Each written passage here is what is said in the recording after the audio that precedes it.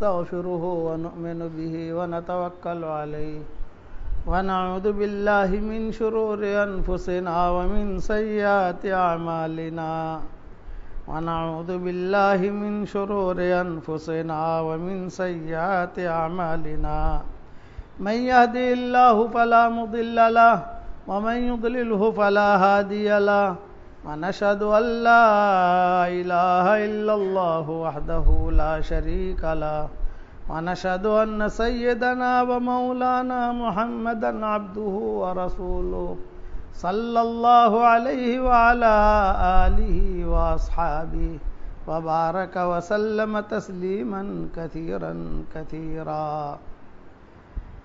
الدعوة إلى الفرائض دعوته صلى الله عليه وسلم جريرا إلى الشهادتين والإيمان والفرائض. أخرج البيهقي عن جرير بن عبد الله رضي الله عنه قال بعث إلي رسول الله صلى الله عليه وسلم فقال يا جرير لأي شيء جئت؟ قلت أسلم على يديك يا رسول الله. قال فألقى علي كساء ثم أقبل على صحابي فقال إذا أتاكم كريم قوم فأكرموا.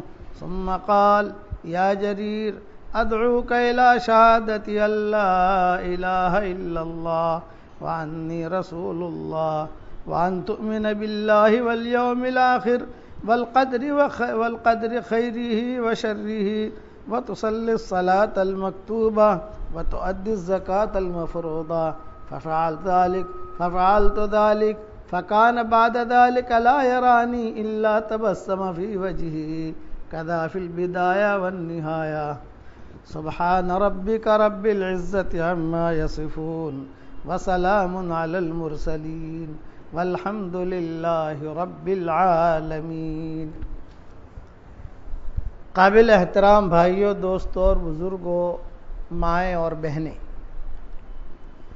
مضمون چل رہا تھا لو نصلح اعمالنا اللہ یصلح احوالنا ولو نفسد اعمالنا اللہ احوالنا. ہمارے اعمال ہم ٹھیک کریں گے تو اللہ ہمارے حالات ٹھیک کرے گا، اور اگر ہم نے ہمارے اعمال بگاڑے تو ہمارے حالات بھی بگڑیں گے. فلما زاغوا ازاغ اللہ قلوبہم، قرآن شریف میں پڑھا گیا کہ فلما زاغوا ازاغ اللہ قلوبہم، جب لوگ ٹیڑھے چلتے ہیں تو اللہ ان کے دل بھی ٹیڑھے کر دیتے ہیں. یہ ہے کہ جب کوئی بھی قوم وہ ٹیڑھی چلے گی تو اللہ دل بھی ٹیڑھا کر دے گا. جب دل ٹیڑھے ہوں گے تو صحیح بات دل میں اترے گی نہیں، حق بات آئے گی وہ اوپر سے گزر جائے گی. اسی لیے یہ یہود نصارہ جو ہے یہ مغضوب علیہم کیوں ہوئے؟ یہ مغضوب علیہم جن پر غصہ کیا گیا ہے، جن پر لعنت کی گئی ہے، وہ یہود ہیں. اور ولضالین یہ جو ہے یہ نصارہ ہیں کہ یہ ٹیڑھے چلے. فلما زاغوا ازاغ اللہ قلوبہم، قیامت تک کے لیے ان پر لعنت کر دی. ملعون قوم. لعن الذین کفروا من بنی اسرائیل علی لسان داؤد وعیسی ابن مریم ذلک بما عصوا وکانوا یعتدون. لیکن چونکہ اللہ کے نبی نے جو باتیں کہی ہیں وہ باتیں ہو کر رہیں گی. قرآن میں تو کہہ دیا ضربت علیہم الذلۃ والمسکنہ. دوسری جگہ کہہ دیا کہ ضربت علیہم الذلۃ والمسکنہ وباؤوا بغضب من اللہ. کیونکہ نبیوں کو قتل کیا، ان کو قتل کیا، انبیاء کو قتل کیا، اس لیے کہ نبیوں کو بہت قتل کیا ہے، 70,000 انبیاء کو شہید کیا ہے. تو یہ فرمایا کبھی ان پر جو ہے وہ لعنت ہے قیامت تک کے لیے. لیکن اللہ نے اس قوم کو باقی رکھا. جب کوئی قوم غلط چلتی ہے تو اللہ اس قوم کو ختم کرتا ہے. یہ قوم ختم نہیں ہوگی، یہ قوم چلے گی. قوم عاد کو چلایا، قوم عاد کو ختم کر دیا، ٹیڑھے چلے ختم کر دیا. قوم سمود کو پوری قوم ختم ہو گئی کہ پوری قوم اجڑ گئی.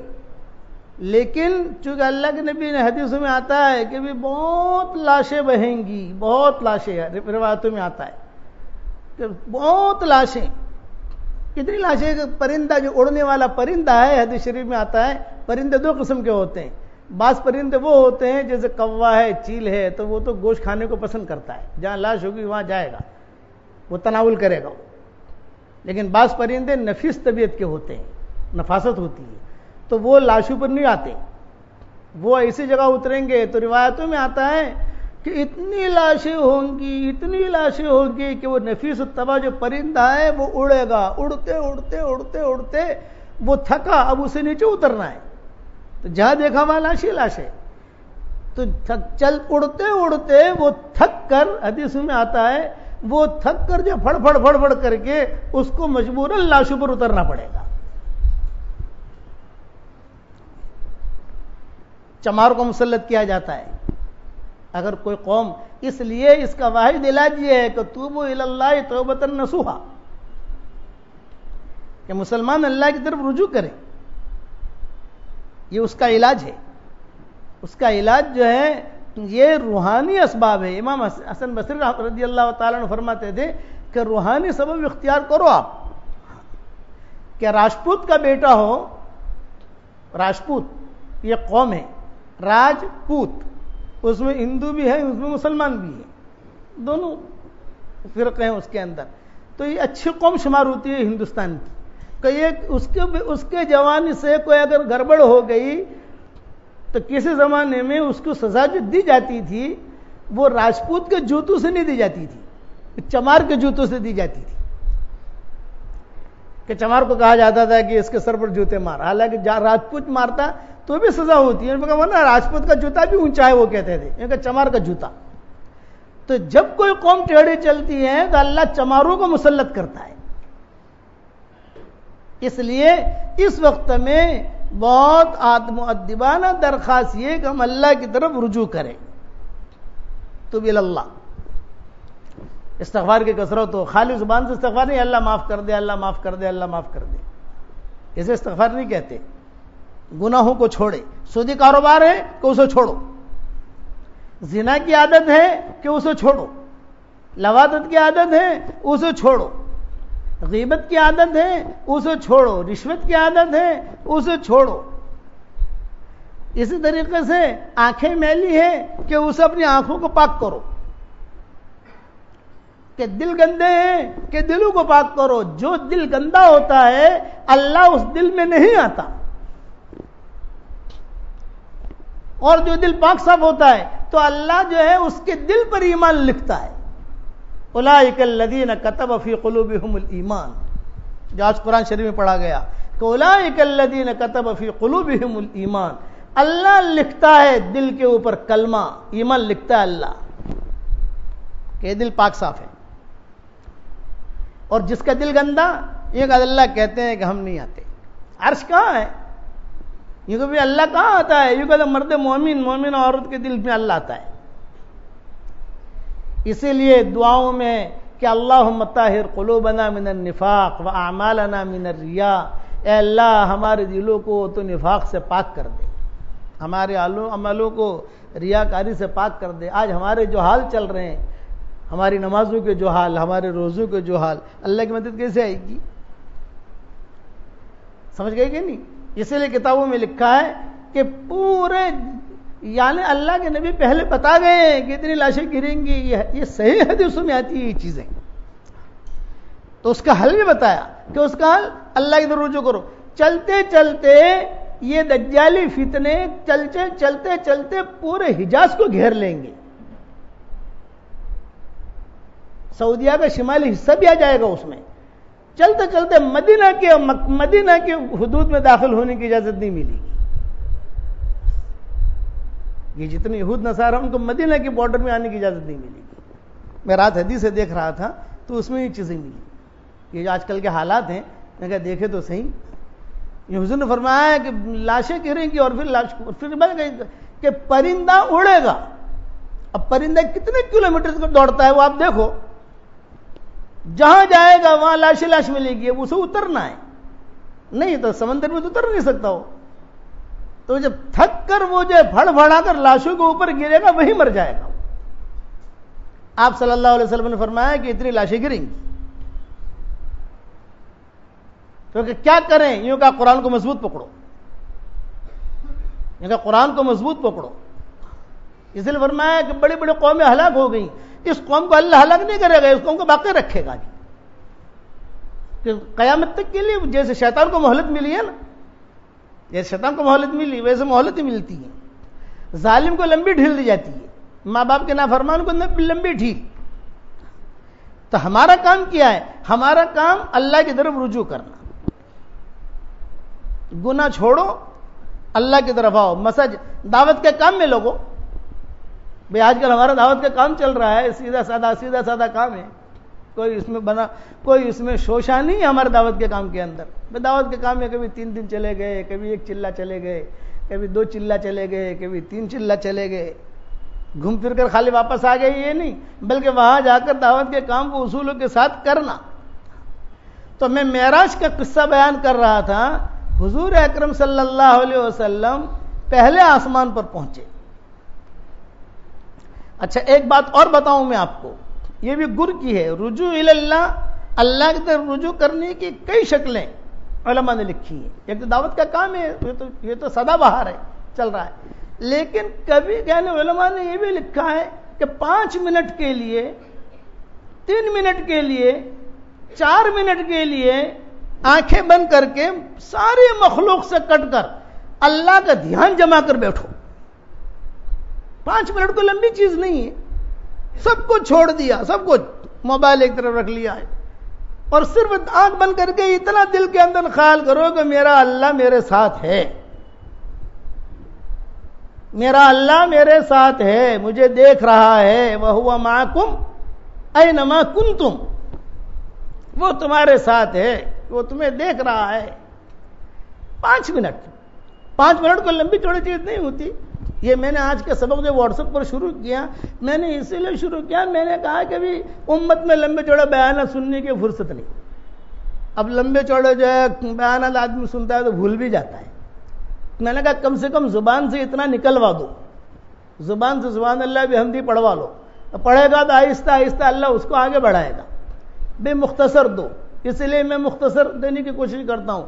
تو یہ آج کی رات کا یہ سبق یاد رکھنا کہ روزانہ 5 منٹ مخلوق سے یکسو ہو کر مسجد میں یا اپنے گھر میں یا مائیں بہنیں، صرف 5 منٹ نہ ہو تو میں تو 3 منٹ بھی کہتا ہوں.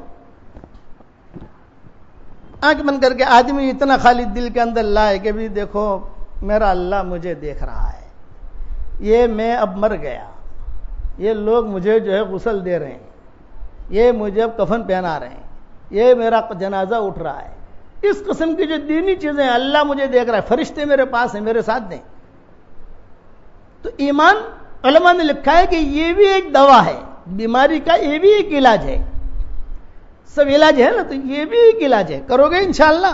ہاں تو اس سے روزانہ، اور اگر اللہ تعالیٰ زیادہ توفیق 10 منٹ کر لو تو بہت اچھا ہے، 15 منٹ کر لو تو بہت اچھا ہے. لیکن میں تو کم سے کم کہتا ہوں آپ کو، آپ دیکھو تو آپ کو خود پتا چلے گا کہ ہاں. پھر آپ دل میں روزانہ رات کو جب لیٹو تو اپنے گناہوں کا محاسبہ کرو. آج جھوٹ بولا ہے میں نے، اوہو اللہ کی لعنت مجھ پر آئی. آج میری فجر کی نماز گئی. حدیث شریف میں آتا ہے جس کی فجر کی نماز جاتی ہے شیطان اس کے کان میں پیشاب کر جاتا ہے. تو شیطان کا ایک تو شیطان خود ناپاک ہے تو اس کا پیشاب کیسے پاک ہوگا؟ شیطان خود گندا ہے تو اس کا پیشاب کتنا گندا ہوگا؟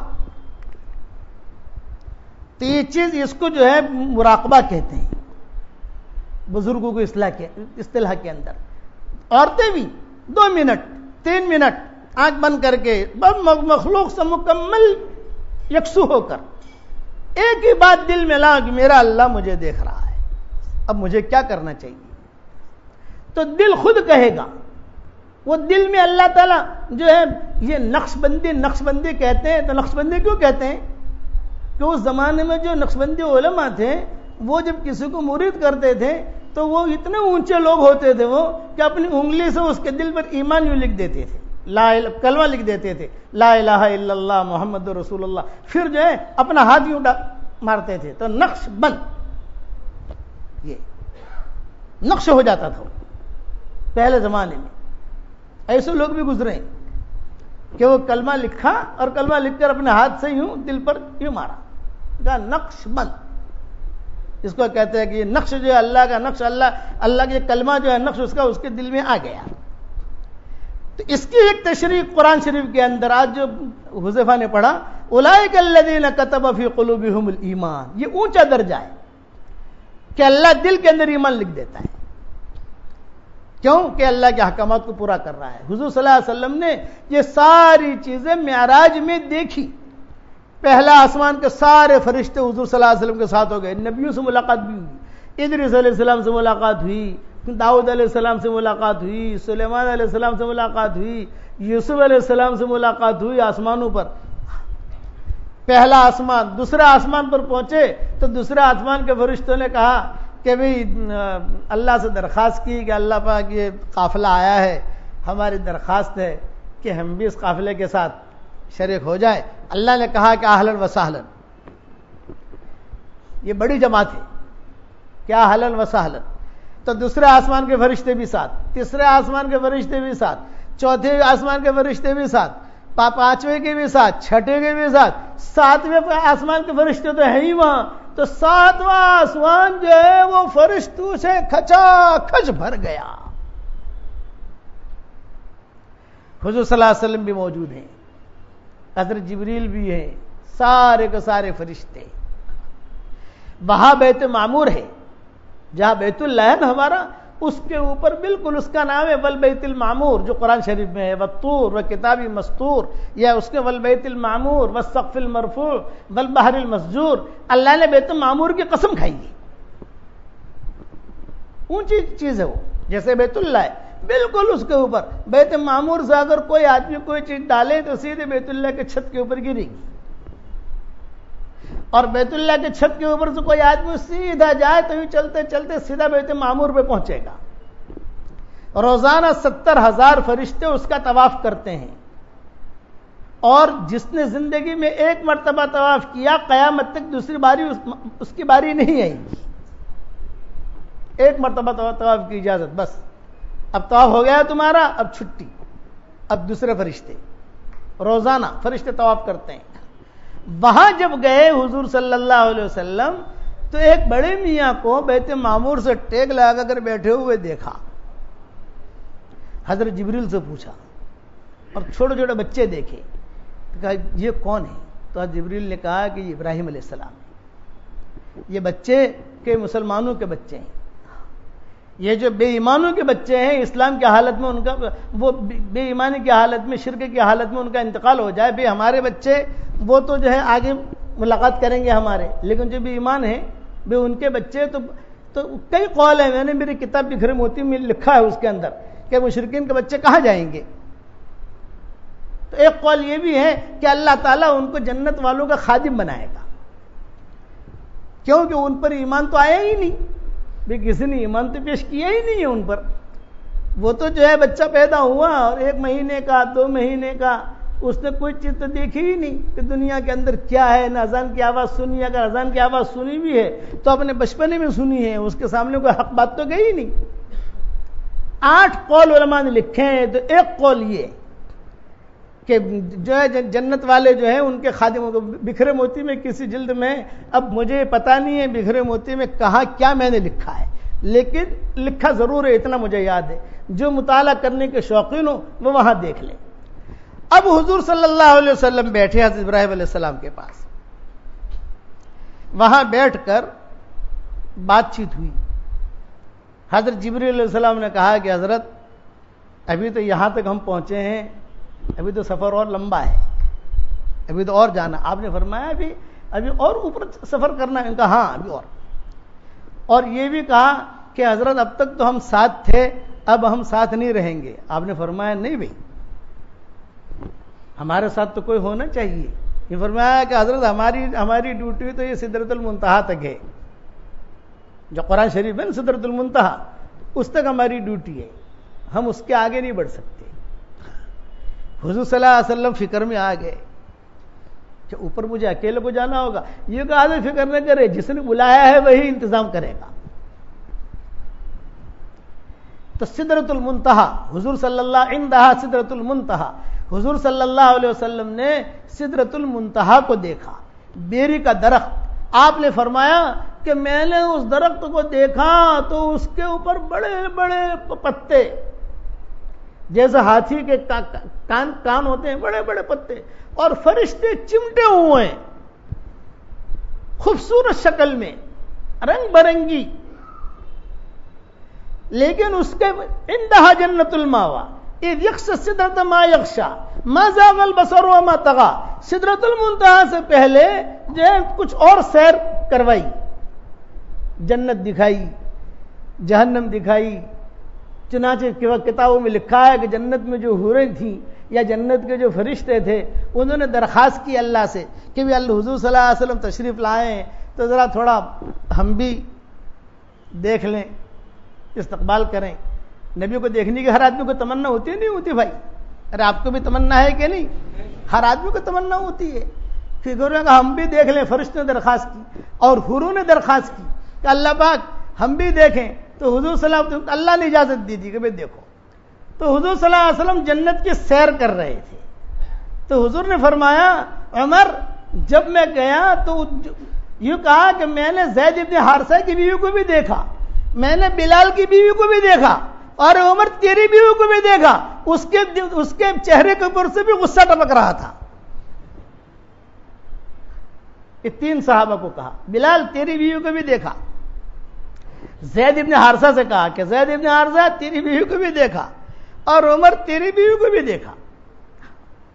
لیکن وہ جو ہے تھوڑی سی ٹینشن میں جیسے، اور میں نے پور سے جتنے میری امتی ہیں ان کی بیویوں کو، ان کے مکانات کو، ان کی سب چیزوں کو، طوبہ درخت کو دیکھا، سدرۃ المنتہا کو دیکھا، اور یہ سارا خدا کا غیبی نظام دیکھا۔ پھر آپ نے فرمایا کہ جو نیکیاں جاتی ہیں زمین سے میں نے ان نیکیوں کو دیکھا۔ جبریل بتاتے تھے کہ یہ جھوٹ چاہ رہا ہے، دیکھو یہ جھوٹ جا رہا ہے، دیکھو یہ اللہ کی لعنت اتر رہی ہے، دیکھو یہ سچ جا رہا ہے، دیکھو یہ اللہ کی مدد اتر رہی ہے۔ برابر جاتے آتے دیکھا، یہاں تک کہ حضور صلی اللہ علیہ وسلم نے لوح و قلم کو دیکھا، قلم جو لکھتی ہے مقدر، حضور نے فرمایا میں نے اسے بھی دیکھا اور اس کی کھٹ کھٹ کی آواز کو بھی سنا۔ فَكَانَ قَابَ قَوْسَيْنِ أَوْ أَدْنَىٰ فَأَوْحَىٰ إِلَىٰ عَبْدِهِ مَا أَوْحَىٰ مَا كَذَبَ الْفُؤَادُ مَا رَأَىٰ أَفَتُمَارُونَهُ عَلَىٰ مَا يَرَىٰ وَلَقَدْ رَآهُ نَزْلَةً أُخْرَىٰ۔ یہ اللہ تعالیٰ قرآن میں اس کا تذکرہ کر رہے ہیں۔ سدرۃ المنتہا پر پہنچ کر ابھی تیسری سواری آئی، پہلے تو براق تھا، پھر جو بیت المقدس سے وہ فلائٹ تھی، بیت المقدس سے فلائٹ چلی، وہ بیت معمور تک پہنچی، سدرۃ المنتہا تک پہنچی، اس کی وہ فلائٹ وہ تھی۔ اب یہاں سدرۃ المنتہا تک وہ فلائٹ بھی اینڈ کہ اب آگے یہ فلائٹ نہیں جائے گی، دوسری فلائٹ جائے گی۔ مستقل ایک سواری اور آئی جس پر حضور صلی اللہ علیہ وسلم کو اکیلے حضور تشریف فرما ہو اور کوئی نہیں، اور حضور صلی اللہ علیہ وسلم اکیلے جب بیٹھے تو حضور صلی اللہ علیہ وسلم دیکھنے لگے جبریل وغیرہ سے، جبریل سے کہا جبریل تم تو یعنی بڑے ہو، تو جبریل علیہ السلام نے ایک جملہ کہا، اگر یکسر موئے برتر پرم، اگر یکسر موئے برتر پرم، فروغ تجلی بسوزد پرم۔ حضرت ایک معمولی سا بھی اگر میں آگے بڑھا تو اللہ کی تجلی مجھے جلا کر خاک کر دے گی، ایسی زبردست تجلی ہے۔ تو جہاں جبریل علیہ السلام کی جسمانی روحانی پرواز ختم ہوئی اور جہاں سارے نبیوں کی جسمانی روحانی پرواز ختم، کوئی نبی تو وہاں تک پہنچا نہیں، اس کے آگے حضور صلی اللہ علیہ وسلم کی جسمانی پرواز ہے، تو حضور صلی اللہ علیہ وسلم کی روحانی پرواز کتنی اونچی ہوگی۔ اب حضور صلی اللہ علیہ وسلم آگے بڑھے، جنت کو بھی دیکھ لیا، جہنم کو بھی دیکھ لیا، لوح قلم کو بھی دیکھ لیا، اور قلم جو لکھ رہی تھی کھٹ کھٹ کی آواز، آپ نے فرمایا کھٹ کھٹ کی آواز آ رہی تھی، وہ آواز کو بھی میں نے سنا۔ اور آگے بڑھ کے اب اکیلے جا رہے ہیں، تو کتابوں میں لکھا ہے کہ جہاں آگے بڑھے تو قرآن نے جو اس کا منظر کھینچا ہے، فَكَانَ قَابَ قَوْسَيْنِ أَوْ أَدْنَىٰ فَأَوْحَىٰ إِلَىٰ عَبْدِهِ مَا أَوْحَىٰ۔ یہ قوسین کی مثال دی عربوں کو سمجھانے کے لیے، چونکہ یہ مثال اس زمانے میں ہوتی تھی، اس زمانے میں نہیں ہے، لیکن قرآن وہاں نازل ہو رہا تھا، اس لیے اس دور کے زمانے کی جو مثال تھی اللہ نے وہ مثال دی کہ عربوں میں جب لڑائی ہوتی تھی قبیلوں میں، وہ لڑائی ہوتی تھی جو فیصلہ کر دیتے تھے کہ بس اب جو ہے ہماری لڑائی ختم. تو لڑائی ختم کرنے کی ترتیب کیا ہوتی تھی کہ جو دو قبیلے ہیں لڑائی ہوتی دونوں قبیلے ایک میدان میں جمع ہوتے, پھر ان کا سردار آگے آتا, اس قبیلے کا سردار آگے آتا, دونوں کے ہاتھوں میں کمان ہوتی, یہ کمان لے کے چلتا وہ کمان لے کے چلتا اور بیچ میں دونوں کمانوں کو ہی ملا دیتا. یہ اعلان ہوتا کہ بس اب ہماری لڑائی ختم. تو سارے لوگ دیکھ لیتے کہ دونوں سرداروں نے کمان ملا دی, ہماری لڑائی اب ختم. تو اللہ کہتے ہیں میرا نبی وہ دو کمانوں کو جو ملایا جاتا ہے اس سے بھی زیادہ مجھ سے قریب ہوا. فَكَانَ قَابَ قَوْسَيْنِ أَوْ أَدْنَىٰ. کہ حضور صلی اللہ علیہ وسلم فرماتے تھے کتابوں میں لکھا ہے میں آگے بڑھا تو میں نے سمندر دیکھا, زبردست خوبصورت. میں نے عرش دیکھا, میں نے کرسی دیکھی, ثم استوى علی العرش, کرسی دیکھی اور زبردست. میں سمجھ گیا, پھر تجلی دیکھی, اور جب میں بالکل قریب ہوا, قریب ہو کر حضور صلی اللہ علیہ وسلم نے سب سے پہلے اللہ کے دربار میں سجدہ کیا. اب راز و نیاز کی باتیں ہو رہی ہیں, راز و نیاز کی باتیں. کیا کیا باتیں ہوئی بس وہ تو کتابوں میں لکھی ہیں, لیکن حضور صلی اللہ علیہ وسلم سے اللہ نے کہا پیارے نبی جی تم میرے پاس آئے ہو, میں تمہیں 17 ہدیے دے رہا ہوں. کتنے ہدیے ملے بھائی؟ 17. یہ دیکھ لینا, یہ بھی میں نے کسی جگہ میری کتاب میں لکھا ہے. 17 ہدیے, 1 2 3 4 5 6. وہیں پر نماز بھی ملی کہ 50 نمازیں لے جاؤ. حضور بہت خوش ہو گئے, بہت اچھا ہے 50 نمازیں ملی. ہوتے ہوتے 5 ہو گئی, واپس گئے آئے 5 ہو گئی. ایک ہدیہ یہ ملا, ایک آپ کو میں ہدیہ دے رہا ہوں. اللہ کے نبی سے حضور صلی اللہ علیہ وسلم فرما رہے ہیں, حضور صلی اللہ علیہ وسلم سے اللہ کے نبی اللہ تعالیٰ خود فرما رہے ہیں کہ دیکھو میں تمہیں ایک ہدیہ یہ دے رہا ہوں, اپنی امت سے جا کر کہنا تم سے چوک ہو جاوے تو تم جو ہے مجھ سے معافی مانگ لینا, میں تمہارے گناہوں کو معاف کرتا رہوں گا. یہ وہاں کہا گیا. اور میں تمہاری امت کو جو ہے دعوت والا کام, یعنی امر بالمعروف نہی عن المنکر, یہ عمومی طور سے پچھلی امتوں میں نہیں تھی, اس امت کو دی گئی. یہ بھی وہاں ملا. اسی طریقے پر یہ کہا شفاعت کی اجازت, کبھی اپنی امت کی جب کہ ہے آپ کی امت کے لیے شفاعت کی اجازت ہے, جیسے بیوی شوہر کی سفارش کر لے گی, شوہر بیوی کی سفارش کر لے گا, اسی طریقے سے بھائی بھائی کی کر لے گا, کوئی دیندار اس کی کر لے گا. یہ کہا جیسے بچے کریں گے, چھوٹے بچے یہ سفارش کریں گے, یہ اجازت بھی ملی. 17 ہیں, 17 تو میں گنا نہیں سکتا, 10 منٹ باقی ہیں میرے. اب آخر میں حضور صلی اللہ علیہ وسلم نے اللہ سے درخواست کی کہ اللہ پاک آپ نے جو ہے داؤد علیہ السلام کے لیے تو لوہا نرم کر دیا, سلیمان علیہ السلام کے لیے تو پوری حکومت آپ نے دے دی, ابراہیم علیہ السلام کے لیے آپ نے آگ کو باغ بنا دیا, تو مجھے بھی تو کوئی خاص ہدیہ, یہ ہدیہ تو میری امت کے لیے ہے میں جا کر دوں گا, لیکن میرے لیے بھی تو کوئی خاص کوئی اسپیشل ہدیہ ہونا چاہیے میرے لیے.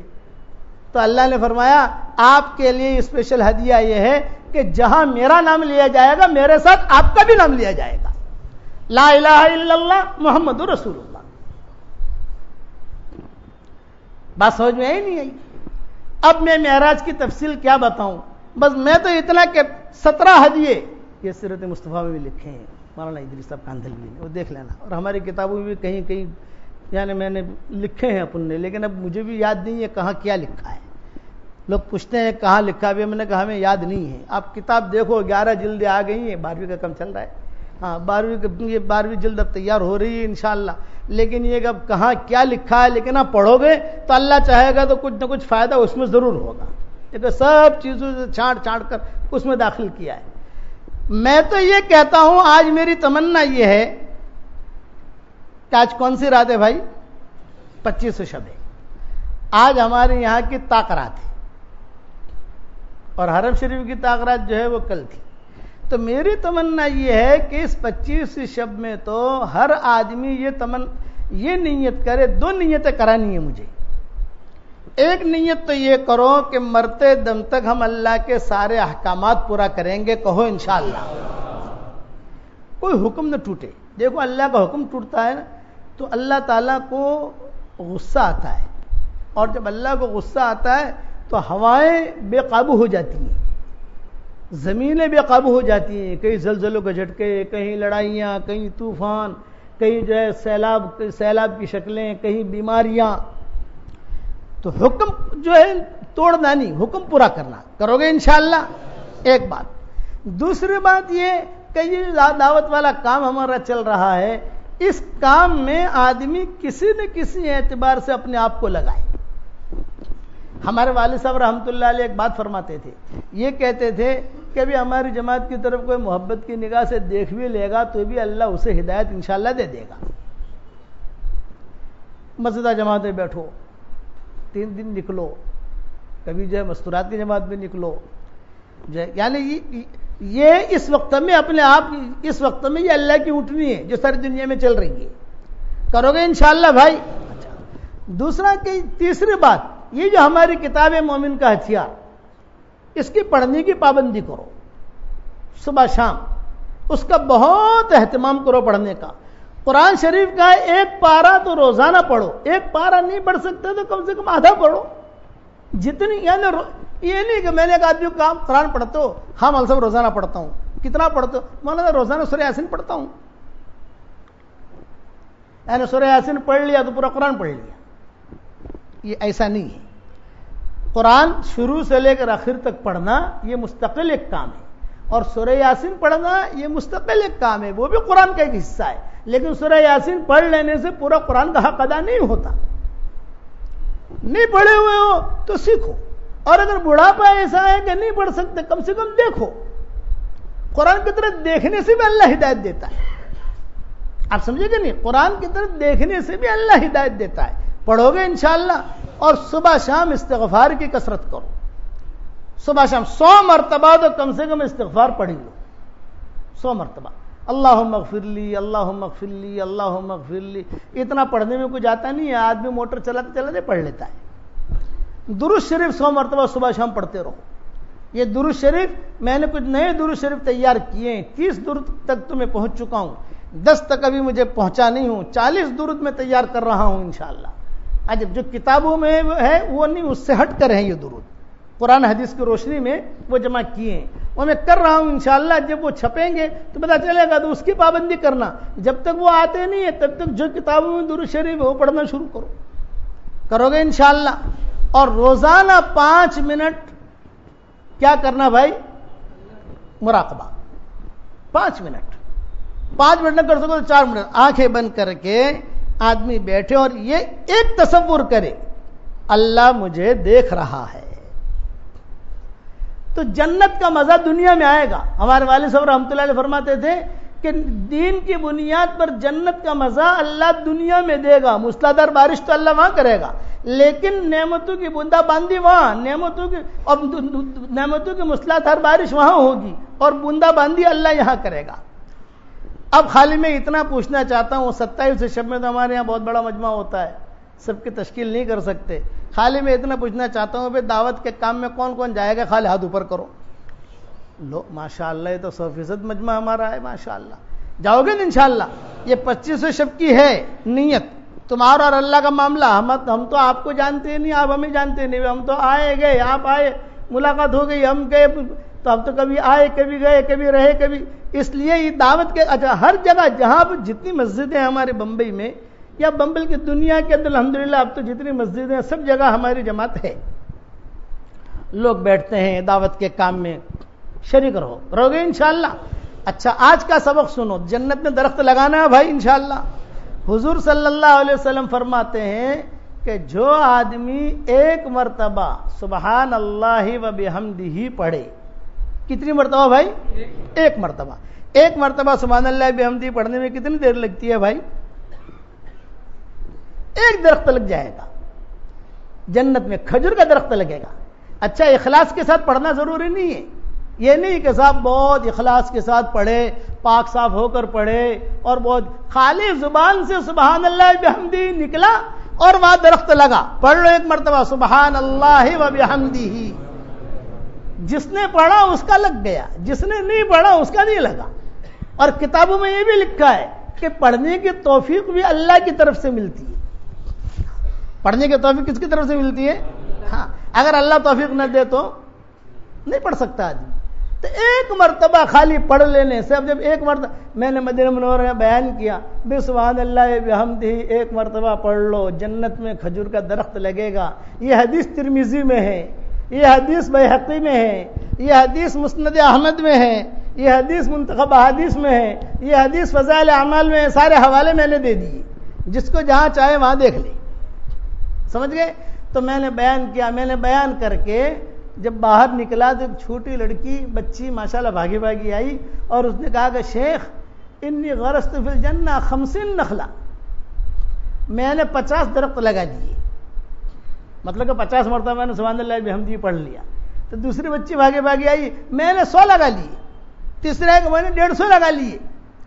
استہزار، اس کو استہزار کہتے ہیں. اور یہ ذکر تو اتنا آسان اللہ نے دیا کہ اس میں پاکی کی بھی ضرورت نہیں، کہ آدمی جنابت کی حالت میں ہے، آدمی عورت حیض والی عورت ہے، وہ بھی سبحان اللہ بحمدہ پڑھے گی، لگ جائے گا درخت. پڑھ لیا آپ لوگوں نے. اب یہ حدیث یاد رکھنا، یہ حدیث کون سی کتاب میں ہے بھائی، اور باقی کتابوں کے حوالے بھی یاد ہو گئے. اور اگر وہ یاد نہیں ہو تو منتخب حدیث تو سدا بہار ہے، سب جانتے ہیں بھائی، اس میں بھی یہ حدیث ہے. اللہ تعالیٰ عمل کرنے کی توفیق عطا فرمائے. دعا کر لو.